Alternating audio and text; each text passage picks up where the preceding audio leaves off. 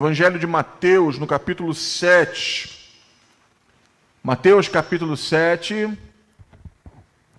a partir do versículo 24.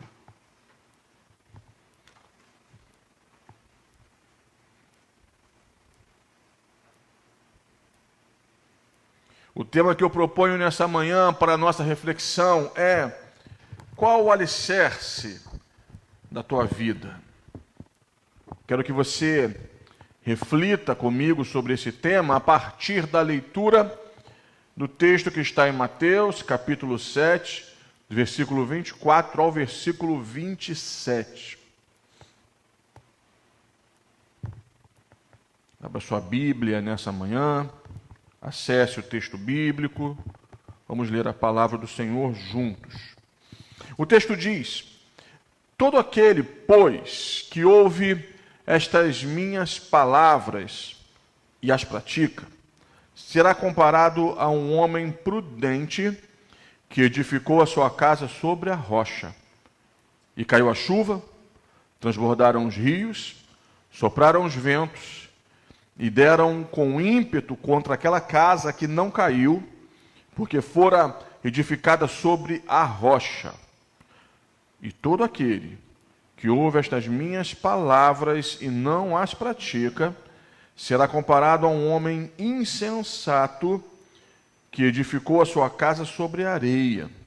E caiu a chuva, transbordaram os rios, sopraram os ventos, e deram com ímpeto contra aquela casa, e ela desabou, sendo grande a sua ruína. Até aqui, meu querido e minha querida. Vamos orar? Deus amado, abençoa-nos nesta manhã, enquanto dispomos mente e coração para lermos a Tua palavra e refletirmos acerca desta que é a verdade das verdades.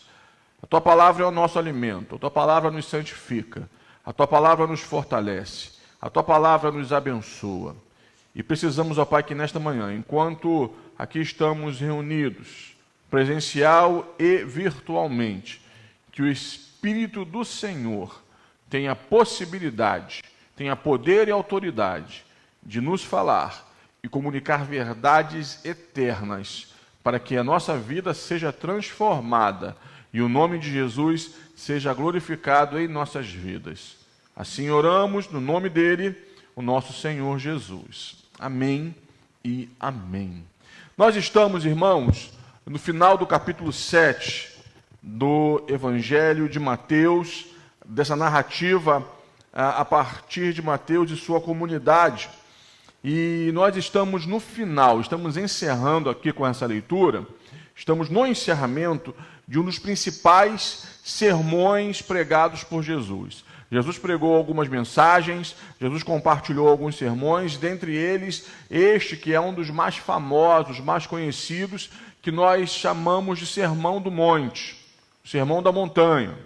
E esse texto, meus irmãos, esse bloco de textos, de ensinamentos de Jesus, logo no início de seu ministério, a partir da narrativa de Mateus, alguns irmãos, alguns teóricos, alguns estudiosos vão chamar de a constituição do reino de Deus. Por quê? Porque nesse bloco de ensinamentos, Jesus vai ensinar aos seus discípulos, e há um desejo em meu coração de um futuro próximo, estudar com a igreja o Sermão do Monte, porque quando pensamos em Sermão do Monte, nós paramos, na maioria das vezes, paramos nas bem-aventuranças. Mas o Sermão do Monte é muito mais extenso, e muito mais rico e muito mais abençoador. E quando Jesus está comunicando aos seus seguidores, inicialmente, ainda bem no início de seu ministério, esse bloco de mensagens e ensinamentos, ele está delineando o perfil de seus seguidores, ele está expondo alguns princípios inegociáveis de seu reino, alguns princípios inegociáveis daquela que seria a comunidade de seus seguidores chamada igreja.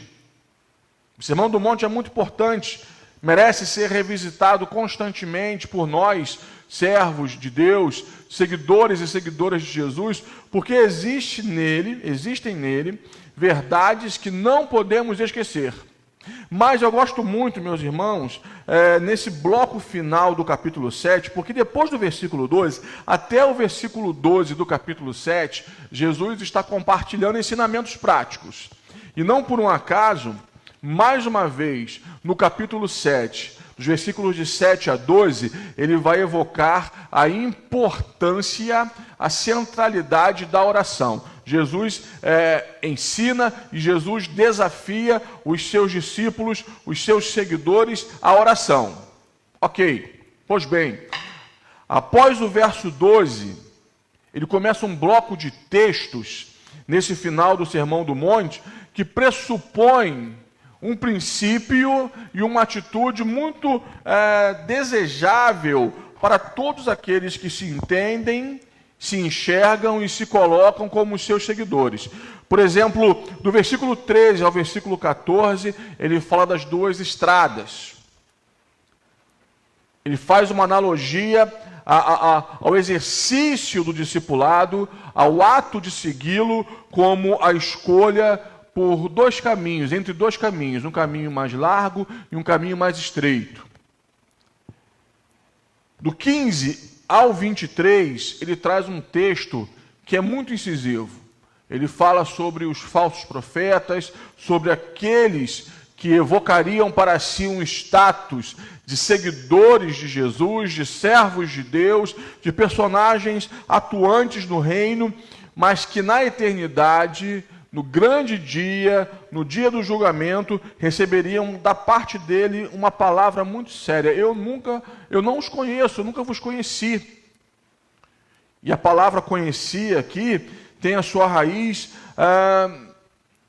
no sentimento de intimidade, de relacionamento, de caminhada. Quando Jesus, nesse texto de Mateus 7, do 15 ao 23, ele diz: então lhes direi explicitamente, nunca vos conheci. Ele está falando sobre pessoas que viveram uma vida, ou viveriam uma vida inteira, evocando frases de efeito, dizendo-se seguidores de Jesus, mas que de fato nunca haviam caminhado com Jesus, nunca haviam experimentado o novo nascimento e viveram uma vida toda se enganando. Se enganando. E para estes, a frase de Jesus nesta passagem, e de verdade na eternidade, será: eu nunca vos conheci. Apartai-vos de mim, os que praticais a iniquidade. E aí então, após tecer esse bloco de comentários sobre esses ensinamentos, porque nesse bloco ele vai evocar o quê? A necessidade de uma decisão, a necessidade de uma postura diante da verdade exposta. E aqui, meus irmãos e minhas irmãs, nós que aqui estamos presencialmente, nós que estamos também virtualmente, nós precisamos entender esse texto lido, Mateus 7, do 24 ao 27, porque ele fala aos nossos corações ainda hoje. Qual o fundamento da tua vida? Qual o alicerce da tua vida? Qual é a base da tua vida?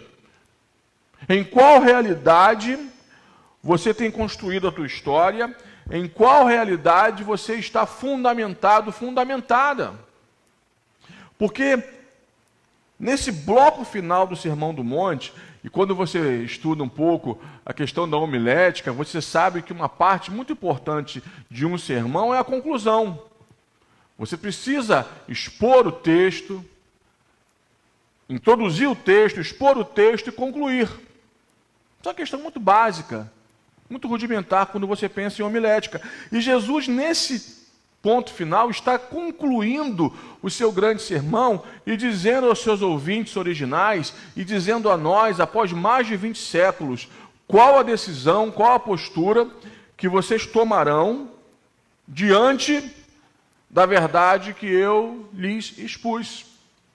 Porque, meus irmãos, esse texto nos ensina que é muito possível, e é um grande perigo que nós corremos, ouvir os ensinamentos de Jesus, a sua palavra, passarmos uma vida inteira recebendo, Eu estava nesses dias fazendo um levantamento dos sermões que preguei aqui em Jardim Santíssimo desde o primeiro domingo que eu aqui estive, ainda no processo de sucessão pastoral. E eu gosto de fazer esses levantamentos, eu gosto de ter esses registros, são registros pessoais, ministeriais, e eu fiquei assustado, meus irmãos, com a quantidade de mensagens que eu já preguei aqui, que eu já compartilhei com os irmãos, em tão pouco tempo. E fazendo um paralelo com essa quantidade de sermões que eu preguei aqui, pense na sua vida cristã. Qual foi o dia, o momento de sua conversão? Eu falo com um público aqui heterogêneo, em termos de história de caminhada com Jesus. Alguns aqui, por exemplo, se converteram na idade adulta, foram salvos na idade adulta. Outros, talvez me diriam assim: pastor, eu nasci no Evangelho, eu nasci na igreja, minha mãe estava grávida, eu estava em seu ventre, e eu fui quase que concebido na igreja. Eu queria que você pensasse na tua trajetória, no teu tempo de vida cristã, no teu tempo de conversão, de convertido, um termo que eu gosto muito, no seu tempo de novo nascido. Quantos sermões você já ouviu? Quantas mensagens você já ouviu? Quantos estudos bíblicos você já participou? Quantas palestras? Quantos eventos específicos para a tua faixa etária, para a tua condição de casado ou solteiro? Quantas mensagens você já ouviu? Quantas mensagens nós já ouvimos? Quando o meu coração se reencontra com esta conclusão do Sermão do Monte, eu me sinto desafiado a praticar isto em minha vida e compartilhar com você. Meus irmãos, nós todos que aqui estamos, virtualmente, presencialmente, todos nós já ouvimos um sem número de mensagens, de palestras, de estudos. Nós conhecemos os fundamentos da fé. Nós conhecemos os rudimentos do Evangelho. Nós sabemos, em vias gerais, qual é a vontade de Deus para nossas vidas. Nós sabemos, irmãos, até porque, como novos nascidos que somos, nós somos templo do Espírito Santo, somos casa de Deus. Deus veio morar em nós através de seu Espírito, e esse Espírito nos ensina, nos guia no caminho da verdade, na direção da vontade de Deus. Nós sabemos discernir o que é certo e errado. Mas quando Jesus conclui o seu sermão, ele expõe aos seus ouvintes originais e a nós algumas questões.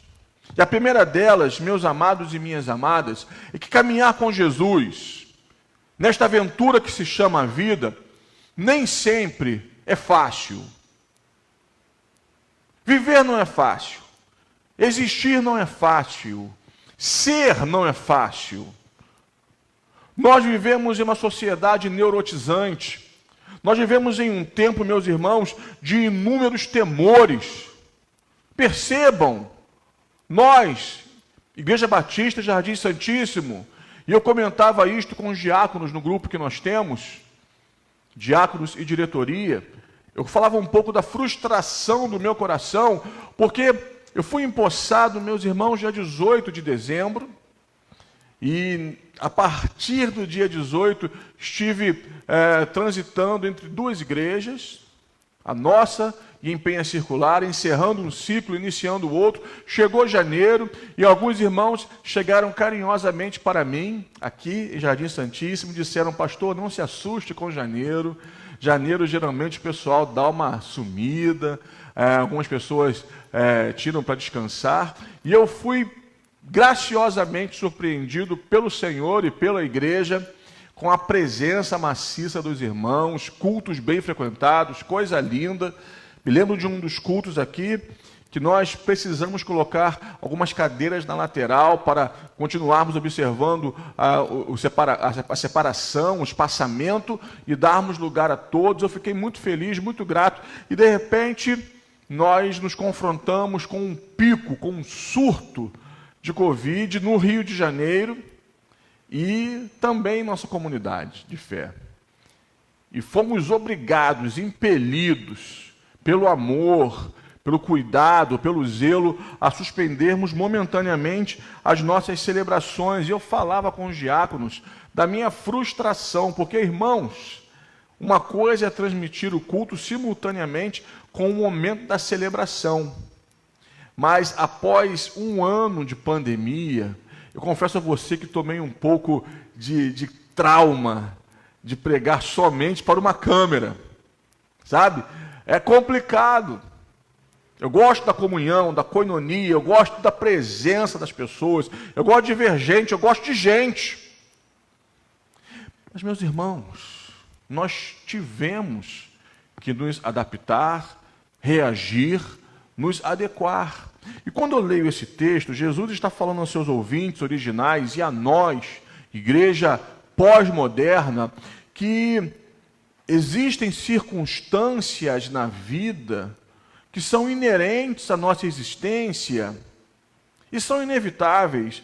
Por exemplo, quando você lê o versículo 25 e o versículo 27, as circunstâncias são as mesmas. O texto diz assim: caiu a chuva, transbordaram os rios, sopraram os ventos e deram com ímpeto contra aquela casa.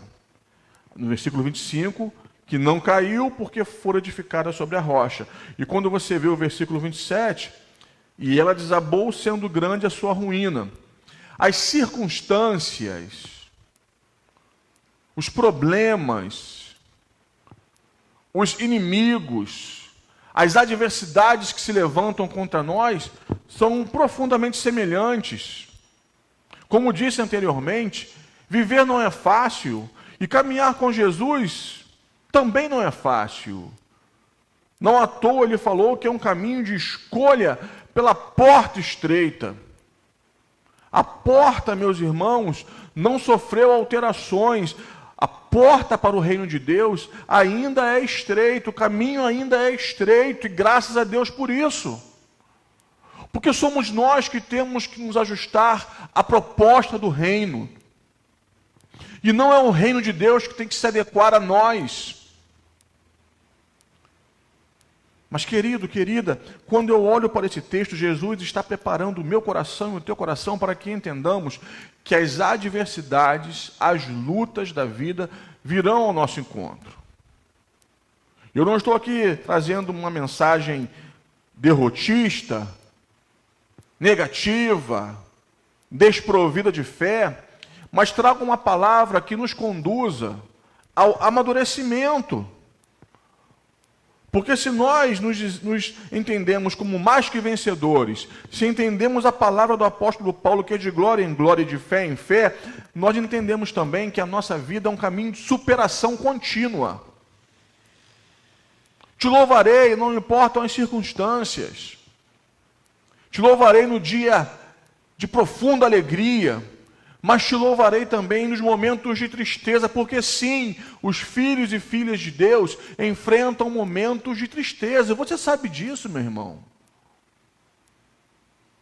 Talvez eu fale nessa manhã com pessoas que estejam enfrentando momentos de tristeza, ou estejam saindo de um momento de tristeza, ou quem sabe, eu prefiro que seja assim, vivendo um momento de extrema alegria. Em todos os momentos e em qualquer circunstância, nós somos chamados a adorar ao Senhor, louvar ao Senhor, e tudo isto baseados, firmados em profunda comunhão com Ele e obediência à sua palavra. Então, quero que você volte para casa com alguns entendimentos.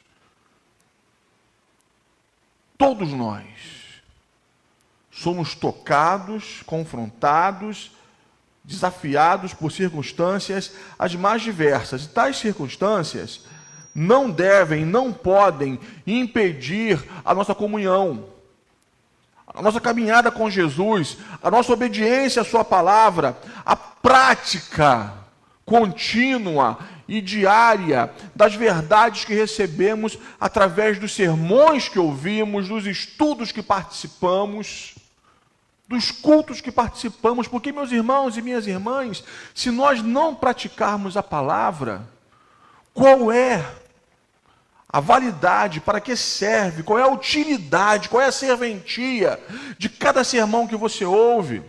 Nós não podemos, você não pode cair na tentação de enxergar esse momento, por exemplo, de pregação da palavra, como um costume religioso. É bom ouvir a palavra, acalma o meu coração, sabe, é muito gostoso. O pastor falou algumas coisas às vezes que me dá um arrepio na espinha, eu fico bem, eu saio do culto mais leve. Não, meus irmãos, nós ouvimos a palavra para aprendermos o que a Bíblia diz e para encarnarmos, praticarmos. Porque, querido e querida, é esta realidade que vai definir como nós nos comportaremos diante das adversidades. No versículo 25, aquela casa que foi construída sobre a rocha, ela resistiu às intempéries da vida. Mas no versículo 27, a casa que foi construída sobre a areia, ela desabou e foi grande a sua ruína. O texto diz isso, Jesus diz isto. E por quê, meus irmãos? E por que ainda hoje, mais de 20 séculos depois, muitos irmãos e irmãs estão com a vida cristã em ruínas? Estão com a sua estrutura de vida em ruínas. Por quê? Porque falta prática da palavra. Falta obediência àquilo que a palavra de Deus nos diz. Eu posso ouvir o amém do povo de Deus que está aqui? A Bíblia nos ensina a orar. Nós oramos sempre, como devíamos. A Bíblia nos ensina a refletirmos sobre a palavra de Deus. Quantas vezes o povo de Deus esmorece na leitura, na reflexão bíblica? A Bíblia nos ensina a caminharmos em santidade. Caminhamos em santidade, buscamos, permitimos ao Espírito que Ele atue em nós, nos santificando e formando, forjando em nós o caráter de Jesus. A Bíblia diz: quem mentia não minta mais, quem roubava não roube mais. A Bíblia diz para nós nos abstermos das paixões da carne, das concupiscências dos olhos, da soberba da vida. Temos feito isto. A Bíblia diz para nós orarmos uns pelos outros e não darmos oportunidade para a nossa língua, para a maledicência. Fazemos isto, irmãos. Alguns exemplos, dentre muitos. A vida cristã é um caminho de simplicidade. E nós, humanos, gostamos de adereços, de inserções. Isso é um grande perigo. O caminho de Jesus é simples. O caminho de Jesus é um caminho de obediência. E aí, então, meu querido e minha querida, eu quero voltar e fazer um link com os versículos 13 e 14, porque eu falei anteriormente que a porta ainda é estreita, o caminho ainda é estreito. E quando Jesus fala sobre praticar, ele está falando de obediência. Meus irmãos, se nós queremos, no grande dia do juízo, quando chegaremos diante do Senhor, e nós que de fato tivemos um encontro com Jesus, nós que de fato nascemos de novo, nós que de fato fomos salvos, entendemos que esse dia do grande julgamento, quando estaremos diante do grande trono branco de Deus, esse momento será para galardão, porque quem creu em Jesus, quem entregou a sua vida a Jesus, já foi salvo, já passou da morte para a vida. A Bíblia nos garante isto. Mas quando eu volto os olhos um pouco para o texto de Mateus 7, do 15 ao 23, Jesus fala de um grupo de gente que não nasceu de novo, que não foi salvo, que nunca teve um encontro com Ele, que viveu a sua vida mergulhada, imersa em uma religiosidade superficial e mórbida, e que partiu para a eternidade achando que estava abafando, mas que quando chegou diante do Senhor, recebeu a palavra: eu nunca te conheci. Você nunca foi meu, nós nunca caminhamos juntos, nós nunca fomos amigos, você nunca foi meu discípulo, você nunca passou pela porta estreita, você nunca abraçou o caminho estreito. E aí, meus irmãos, porque esse texto, do 15 ao 23, fala sobre frutos. Como nós sabemos se alguém foi salvo? Como nós sabemos se nós, de fato, tivemos um encontro com Jesus? Porque existe um discurso, em muitos momentos, desprovido de uma verdade bíblica. O irmão, e nós, temos que ter paciência, não julgue, etc. É verdade, eu já preguei aqui sobre isso. A igreja não é a comunidade do julgamento, mas nós precisamos nos avaliar constantemente, nos examinar constantemente e percebermos se há em nós frutos. Quando os fariseus, saduceus foram a João Batista, ele não fez, meus irmãos, meia culpa. Ele os chamou de raça de víboras e disse: quem vos induziu a fugir da ira vindoura? E ele fala: produzi, pois, frutos dignos de arrependimento. A vida cristã é confirmada, o novo nascimento é respaldado. Nosso encontro com Cristo é confirmado quando em nós, meus irmãos, naturalmente são encontrados frutos. Frutos. Frutos que manifestem um verdadeiro arrependimento. E hoje, nós estamos em um tempo, meus irmãos, de um evangelho superficial, de um evangelho que seduz as multidões, de um evangelho coach, de um evangelho de autoajuda. E você não veio aqui nessa manhã, você não está conosco nessa manhã, para que eu tente acariciar o seu ego e tente engambelar seu coração, até porque você é muito inteligente para isso. Não é isso que você quer. Você quer a Bíblia, você quer a mensagem pregada. E, meus irmãos, ainda hoje, a porta de entrada para o reino de Deus é o arrependimento. Quando Jesus fala sobre a porta estreita, ele aponta para adequações. É o que mais à frente Paulo, o apóstolo, vai nos ensinar sobre abnegação. O seguimento de Jesus é um caminho de abnegação. Abnegação é dizer não para a minha carne, para a minha vontade, para o meu eu, para as minhas paixões, para as minhas concupiscências. É entender, querido e querida, que quando nós nos colocamos aos pés de Jesus como seus seguidores, nós abrimos mão de qualquer direito. Eu me lembro de uma antiga canção entre os idos do final dos anos 80, início dos anos 90, que eu cantava, que dizia assim: eu decidi, Jesus, te eleger como meu Senhor. Meu direito é não ter direito algum. O meu querer é tão somente o teu querer. Para isso empenho a minha palavra em uma aliança que faço por amor. E hoje, meus irmãos, nós estamos em meio a uma geração de cristãos cheios de vontade,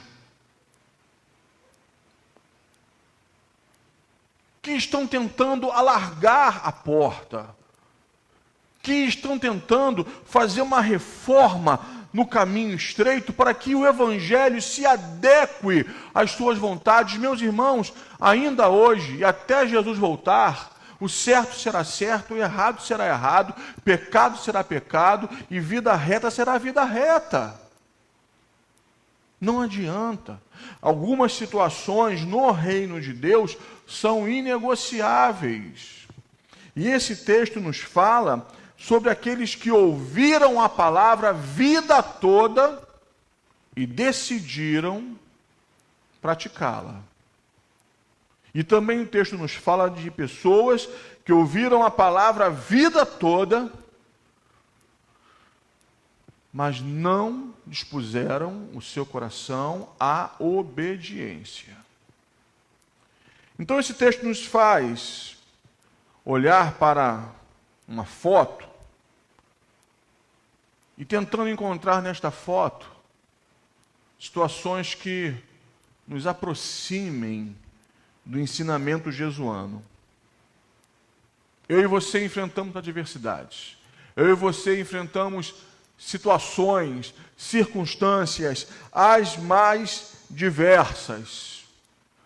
Dias de profunda alegria, mas dias de adversidade. O que vai nos manter de pé? O que vai nos sustentar? Nossa comunhão com o Cristo e nossa obediência à sua palavra. E para obedecermos à sua palavra, temos que amar a sua palavra, ler a sua palavra, estudar a sua palavra e guardar a sua palavra em nosso coração. Só há um antídoto, uma vacina contra o pecado. Esconder a palavra de Deus em nossos corações. À medida que nós impregnamos a nossa existência da palavra, encharcamos o nosso coração com as sagradas letras, meus irmãos, o Espírito Santo opera uma obra de santificação e a palavra de Deus vai fazendo sentido, tornando-se viva. E o nosso caráter, pouco a pouco, vai sendo transformado, moldado, para que nós nos pareçamos mais com Jesus. O desejo da minha vida é me parecer com Jesus. O desejo do discípulo é se parecer com Jesus. Você parece com Jesus? Você se parece com Jesus? Você fala como Jesus? Você vive como Jesus? É uma pergunta para nós todos. Porque o que vai nos sustentar em dias de adversidade, nos vários momentos e situação da vida, é a nossa comunhão com o Cristo e a nossa postura de obediência à sua palavra. Mas segunda verdade que esse texto nos ensina, meus irmãos, é que praticar a palavra pressupõe obediência. Praticar a palavra aponta para a fidelidade ao Senhor, para entendermos, decidirmos, escolhermos. Quero que você entenda o seguinte: do versículo 13 ao versículo 27, Jesus propõe algumas narrativas, ensinando aos seus ouvintes originais e a nós. Eu expus a verdade. Agora vocês têm que fazer uma escolha.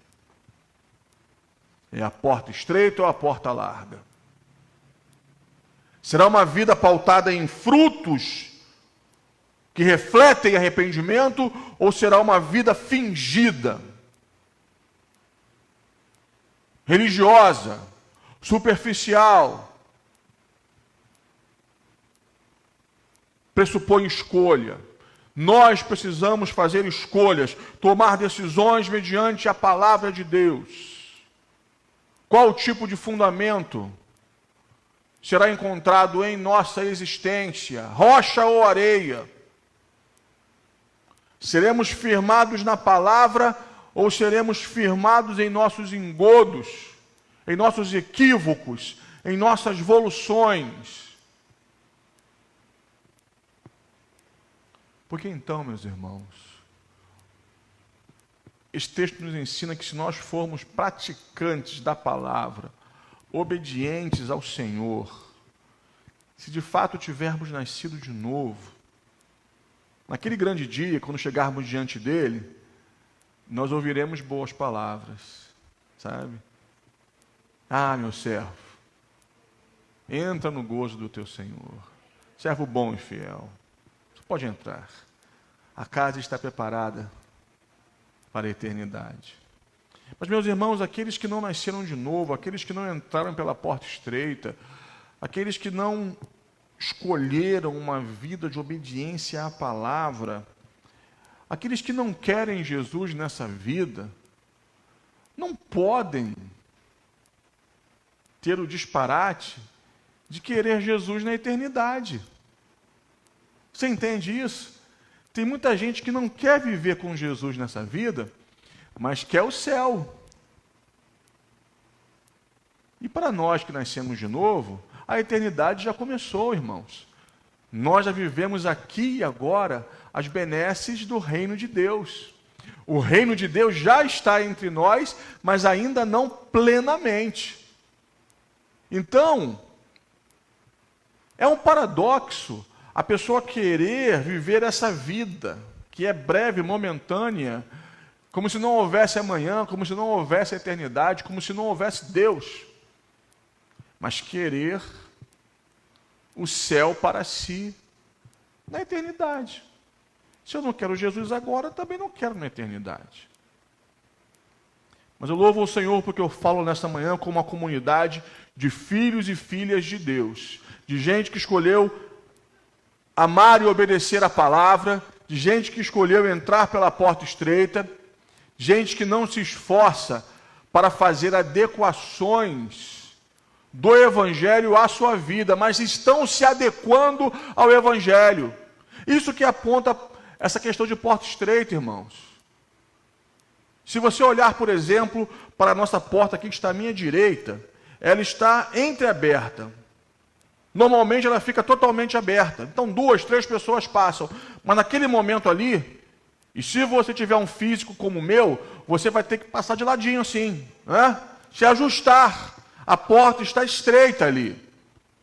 Mas geralmente em dias de culto normal, ela está aberta até o final. Passamos 2, 3, 4, não, sem problemas. Decidir entrar pela porta estreita é entender que nós temos que retirar situações da nossa vida. Não dá, irmãos, para entrar no reino de Deus com bagagens da velha natureza. Como eu disse, eu louvo ao Senhor, porque nessa manhã eu falo com uma igreja que está reunida presencial e virtualmente, uma comunidade de filhos e filhas de Deus que já nasceram de novo, que já escolheram entrar pela porta estreita e que daqui a pouco, na eternidade, quando estiverem diante do Senhor, ouvirão assim: ah, venha, bendito, bendita de meu Pai. Venha desfrutar do reino que já está preparado desde antes da fundação do mundo. Pode entrar, a casa está preparada. Que nessa manhã, meus irmãos, quando olhamos para o final do Sermão do Monte, decidamos de novo, porque é uma decisão diária. Eu me lembro das palavras de Jesus, em breve quero pregar sobre esse texto clássico. Jesus falou aos seus discípulos, aos seus ouvintes, e essa palavra ainda ressoa hoje. Quem quiser vir após mim, a si mesmo se negue. Tome a sua cruz dia após dia e siga-me. Essa é a proposta de Jesus. Esse é o chamado de Jesus. Um caminho de novo nascimento, um caminho de arrependimento, um caminho de prática da palavra, um caminho de convicção de que Deus está presente em nossas vidas, não nos abandona, convicção de que mesmo em nossos descaminhos, em nossos equívocos, o Senhor nos reconduz ao centro da sua vontade, convicção de que o Senhor está nos conduzindo em uma constante ação do Espírito e processo de santificação, até que vivamos a glorificação. Porque você será glorificado, você será glorificada, você vai receber um corpo glorificado, a imagem do Cristo ressurreto, um corpo eterno. E aí então você vai adentrar nas mansões celestiais após ouvir do Senhor. Que bom que você chegou em casa, meu filho. Venha, bendito do meu Pai, amado do meu Pai, venha. Vamos viver agora a eternidade que eu preparei para você. Tudo isso, meus irmãos, passa por um caminho de novo nascimento, de obediência à palavra, de decisões que nos aproximem de Deus, formação do caráter de Jesus em nós, frutos que confirmem a nossa identidade com Cristo e o nosso passaporte carimbado para o céu. Nós temos essa certeza. Nós fomos salvos.